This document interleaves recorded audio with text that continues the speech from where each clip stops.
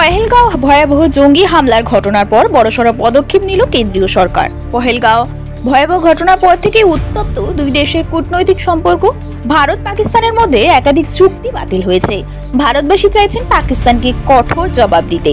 সামরিকভাবে এখনো পাকিস্তানের বিরুদ্ধে আগ্রাসী নীতি নেয়নি ভারত, কিন্তু কূটনৈতিক স্তরে পাকিস্তানের বিরুদ্ধে ব্যবস্থা নেওয়ার সব রকম পন্থা শুরু করে দিয়েছে ভারত। এবার আরও একটি কড়া পদক্ষেপ নিল ভারত সরকার। পহেলগাঁওয়ের ঘটনার পরিপ্রেক্ষিতে পাকিস্তানের মোট 16টি ইউটিউব চ্যানেলকে ভারতে নিষিদ্ধ ঘোষণা করা হলো।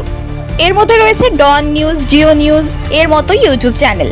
পাশাপাশি প্রাক্তন ক্রিকেটার শোয়েব আখতারের ইউটিউব চ্যানেলকে ভারতে নিষিদ্ধ করা হয়েছে। কেন্দ্রীয় স্বরাষ্ট্র মন্ত্রকের পক্ষ থেকে এই সিদ্ধান্ত নেওয়া হয়েছে। ভারতবাসীর মধ্যে শোয়েব আখতারের ইউটিউব চ্যানেলের জনপ্রিয়তা যথেষ্টই ছিল, কিন্তু কেন্দ্রের এই নির্দেশিকার ফলে ভারতীয়রা আর শোয়েব আখতারের বক্তব্য শুনতে পারবেন না বা তাকে দেখতেও পারবে না। একটি সংবাদ মাধ্যমের প্রতিবেদন অনুসারে পাকিস্তানের এই ধরনের ইউটিউব চ্যানেলগুলি মিথ্যা এবং ভিত্তিহীন তথ্য ছড়াচ্ছে, ভারতীয়দের নিয়ে এবং ভারতীয় সেনাবাহিনীকে নিয়ে ন্যারেটিভ তৈরি করার চেষ্টা করছে। এই পরিস্থিতিতে পাকিস্তানের 16টি ইউটিউব চ্যানেলকে ভারতে নিষিদ্ধ ঘোষণা করা হয়েছে।